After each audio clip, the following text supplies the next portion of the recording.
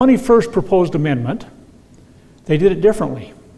That was the amendment that removed the 18th Amendment, which was prohibition, which shouldn't have been there in the first place. But do you know why they did that? They felt like they could not get the Utah legislature to agree to that because of all the Mormons that were in the legislature, and alcohol being a violation of the Word of Wisdom. And so to subvert that thing from happening, they called special conventions in every one of the states. See, they stacked the deck in their favor. Do you think that something like that might happen again? If they wanted things to happen, do you think that they would look at their odds and they would look at their best methodology of achieving that and they would approach that? Yes, sir. So I've spoken to these people from the convention in the States before. They said that, I asked them, who's going to choose the delegates? They said that's left up to the 10th Amendment. So is that, Okay, his question is who gets to be choosing the delegates? Okay. Now what they've done is they've specially hand-chosen every delegate they've sent to one of their fake conventions. And they still had acrimony. Okay. So we're going to talk about that just momentarily. That basically the bottom line is that Congress will call it. Congress will set the rules of engagement. Congress will establish, and we'll talk about this in more length, about the fact that Congress will tell how many delegates will go from each state. And I have some things that were alluded to earlier, 3 different studies that have been done by the Congressional Research Service, one from 2012, one from 2014, and one from 2016. Congress has looked at this. Congress knows that they're in charge. And we're going to talk about this here shortly, I hope, if we get to it. Congress will set the rules of engagement.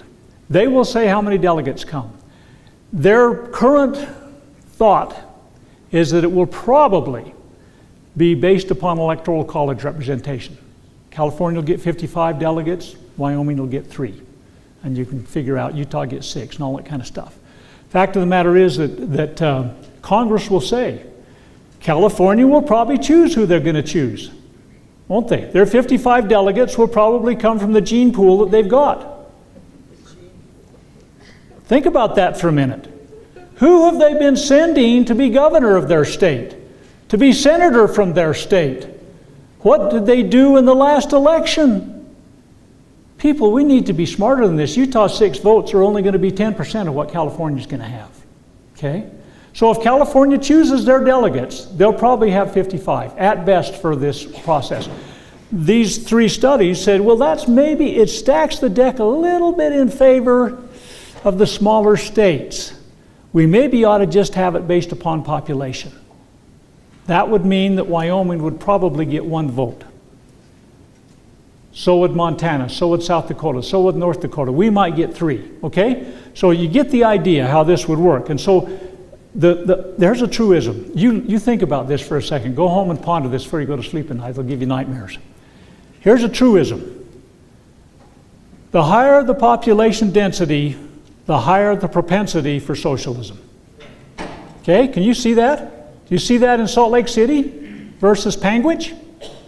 Okay, so anyway, that's the idea. So you get these highly densely populated states, they have a higher propensity for the false government that is not part of the United States Constitution. So, yeah, if they choose them, what are they going to choose? That's not a safeguard. Okay. All right, let's kind of move on. So, well, let's not dwell too much on this. Currently, there's 28 applications for a balanced budget amendment. There's these other open-ended calls, convention of states or conference of states that have been alluded to and discussed to some degree, which would literally and truthfully open up every single word of the Constitution for redefinition and realignment. And I've got in my briefcase some of those proposals, which are absolutely astounding. They would fundamentally change the basis of the entire United States government. We would be at best a throwback to the Articles of Confederation. And the federalistic program of division of powers, separation of powers, completely abrogated, possibly. Okay? We don't know. Okay, now who's going to call it? Who is going to call the convention? As you read in Article 5, it says Congress shall call after the application of 2/3 of the states. And in Article 1, Section 8, Clause 18 of the Constitution, it states something that tells you why Congress is assuming that they have power to set the rules of engagement for any convention that comes. says, Congress shall have power to make all laws which shall be necessary and proper for carrying into execution the foregoing powers. Remember, this is back in Article 1, Section 8, so that outlines the powers of Congress. So Congress has, let's say Article 1, Section 8, Clause 5 says they have the power to coin money. They have the power, it doesn't say this in the Constitution, but they have the power through Article 1, Section 8, Clause 18 to do what's necessary to coin money. They can build a building, they can hire people, they can define the precious metals in a coin, and they can do all of those things. In other words, the Coinage Act of 1792. Because they have power necessary to carry out and execution the foregoing powers, and all other powers vested by this Constitution in the government of the United States or any department or officer thereof. So in Article 5 it says Congress shall call. They have all associated powers with where they're going to have it, how long it's going to meet for, the configuration of the delegates. And they even go so far, and I can't remember if I threw this out or not, Utah has stupidly, and that's the nicest thing I can say about it, has in their call for a convention said, if our delegates, or our delegate, however they think they're going to do it, but let's say it goes with the electoral college process where we get 6 delegates, which has been proposed as the most generous to the little states approach. If we send our 6 delegates, and the convention gets some of this silver-tongued devil gets up and he says, you know, we got this opportunity to solve all these other problems. You don't remember that great speech I just gave a minute ago that you were all for? Okay. Anyway, and Utah delegates go, oh my goodness, it's going to be bigger than we thought it was going to be. What did Utah legislative body say, made the law? You got to come home right now. Oh, cool. We've added our names to call a convention. The convention's convened, and now we don't even have a voice there. That makes a terrible lot of sense to me. There won't even be anybody that might have brought a good idea from Utah that'll be there because they got called home. By the way, in the original convention of 1787, Delaware had a similar requirement for their delegation that went to the convention of 1787.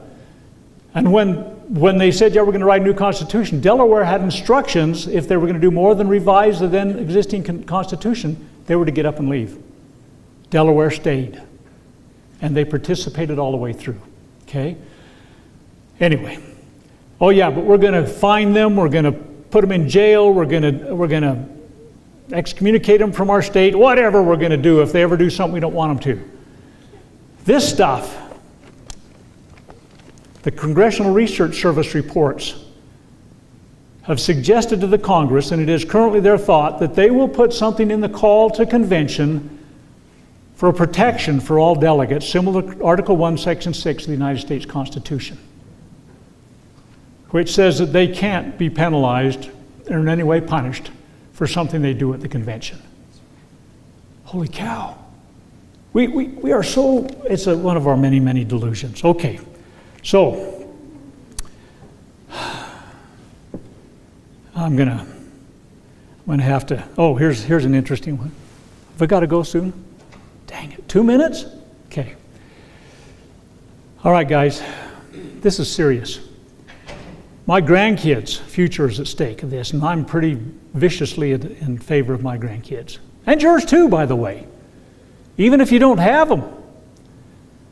Because in my studies, my nearly 50 years of studies of the American Founding Fathers, their acts, deeds, words, amazing, rare individuals. Personally believe, and the Founding Fathers didn't admit they were raised up by God, but they admitted the hand of God was upon them to bring this forth. But the fact of the matter is that when they spoke, so often they spoke about their posterity. Even in the preamble, they did it for themselves and their posterity, to reserve these blessings of liberty for themselves and their posterity. Many of them didn't ever expect to live to the fruition of that full liberty. I have this strange habit of seeking out the graves of these founding fathers when I'm in the area where they're buried. I remember one night, it was a Halloween night, almost midnight in fact, I was standing by the grave of Button Gwinnett. He was the first man to die after the Declaration was signed. I thought, here's a man that helped set the foundation. He didn't get to see this great cause of liberty. They envisioned 300 million free men on a continent without any of nobility. And we've squandered it. We are squandering it.